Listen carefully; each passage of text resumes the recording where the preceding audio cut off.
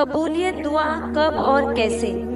حضور صلی اللہ علیہ وسلم نے فرمایا، وہ طویل سفر میں ہے، پراگندہ حال، غبار آلود، دونوں ہاتھ آسمان کی طرف پھیلا کر کہتا ہے، اے رب، اگر اس کی خوراک حرام ہے، اس کا پینا حرام ہے، اس کا لباس حرام ہے، حرام کی غذا سے نشوونما پا رہا ہے، بھلا ایسے شخص کی دعا کیوں کر سنی جائے گی؟ اللہ تعالیٰ غافل اور بے حضور دل کی دعا قبول نہیں کرتا۔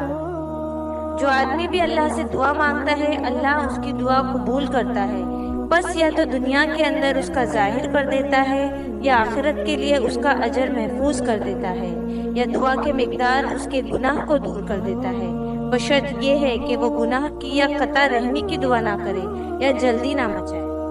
دعا کی قبولیت پر یہ 3 چیزیں ہوتی ہیں، یا تو جو دعا مانگی ہے وہی دے دیتے ہیں، یا تو آنے والی کوئی بلا یا مصیبت ٹال دیتے ہیں، یا پھر آخرت میں اس کے بدلے ایک درجہ بڑھا دیتے ہیں۔ اسی لیے اگر کوئی چیز اللہ سے مانگو اور وہ نہ ملے تو یہ نہیں سمجھنا چاہیے کہ میری دعا قبول نہیں ہوئی،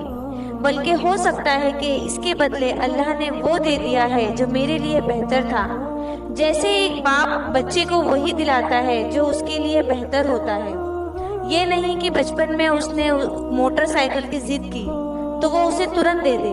بلکہ وہی کچھ لا کر دیتا ہے جو اس کے لیے بہتر ہو، کیونکہ بچہ ابھی ناسمجھ ہے۔ تو اللہ کے سامنے ہماری خواہشیں اور امیدیں بالکل اسی بچے کی طرح ہے۔ وہ جب ہمارے لیے جو بہتر سمجھے گا ہمیں عطا کرے گا، بس اس سے مانگنے میں بالکل کوتاہی مت کیجیے، کیونکہ لوگوں سے مانگنے والوں سے وہ جتنا ناراض ہوتا ہے اتنا ہی جب اس سے مانگو تو وہ خوش ہوتا ہے۔ دعا کیسے مانگے؟ یہاں پر یہ بات دھیان رکھیں کہ جب آپ اللہ کے سامنے ہاتھ پھیلائیں تو آپ کی حالت بالکل ایک مانگنے والے کی طرح ہونی چاہیے، ایسے مانگنے والے کی جو یہاں سے اس وقت تک نہیں جائے گا جب تک اسے اپنی مراد نہ مل جائے، اور یہ یقین ہونا چاہیے کہ دینے والی ذات اللہ کی ہے اور کسی کے بس میں میری مشکل کا حل نہیں ہے سوائے اللہ کے۔